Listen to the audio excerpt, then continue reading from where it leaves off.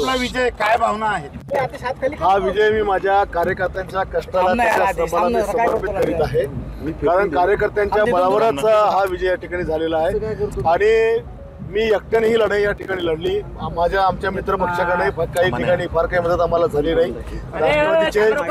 राष्ट्रवादीचे नेते पण काही माझ्या फार सोबत नव्हते, परंतु कार्यकर्त्यांनी जीवाचं रान केलं आणि पैशाचा इतका प्रचंड भडीमार समोरच्या पार्टीकडनं झाला आणि त्याच्यामुळे ही काट्याची टक्कर या ठिकाणी झाली.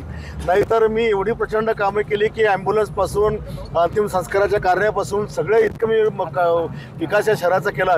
पण दुर्दैवानं समजा हा निकाल थोडक्यात रोखला असता तर बुलढाणा शहराचा सत्यानाश झाला असता, कारण राज्यात पण सरकार नाही आणि इकडे पण आमदार जर वेगळा आला असता तर ही सगळी प्रोजेक्ट बंद पडली असती. आणि त्याच्यामुळे काहीशा फरकाने का होईना शेवटी विजय महत्त्वाचा आहे. एका मताने विजय असला काय, लाखांनी असला काय, शेवटी विजय जो जिंकला तो सिकंदर असतो. त्याच्यामुळे हा विजय मी माझ्या कार्यकर्त्यांना समर्पित करीत आहे. राज्यामध्ये संपूर्णपणे महायुतीची सत्ता येताना दिसतंय असं चित्र आहे. आता आम्हाला नेहमी विचारायचं, आम्ही तुम्हाला 200+ सांगायचो पण तुम्ही विश्वास ठेवत नव्हते. कट टू कट सगळे सांगायचे की एवढ्या जागा येतील. पण आज एकनाथ शिंदे साहेबांचं, देवेंद्रजीच्या कामामुळे आणि अजितदादांच्या प्लॅनिंगमुळे आज आपण 200च्या पुढे राज्यामध्ये सरकारच्या आमदार हे या ठिकाणी येताना दिसून येत आहेत आणि भक्कम सरकार येणाऱ्या काळामध्ये त्या ठिकाणी महाराष्ट्रामध्ये आपल्याला सगळ्या लोकांना बघायला मिळेल. आमदारांचे मनापासून खूप खूप धन्यवाद. काही अंशी आपण चुकला जरी असेल तर भविष्यात ही चूक होऊ देऊ नका. आपल्याला आपल्या विभागाचा विकास त्या ठिकाणी करायचा आहे.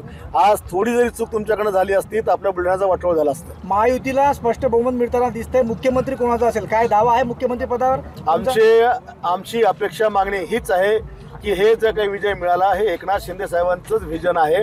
त्यांच्या या सगळ्या कामामुळेच हा महाराष्ट्रामध्ये झालेला इफेक्ट आहे आणि आजही आमची हीच अपेक्षा आहे की मुख्यमंत्री एकनाथ शिंदेच झाले पाहिजे.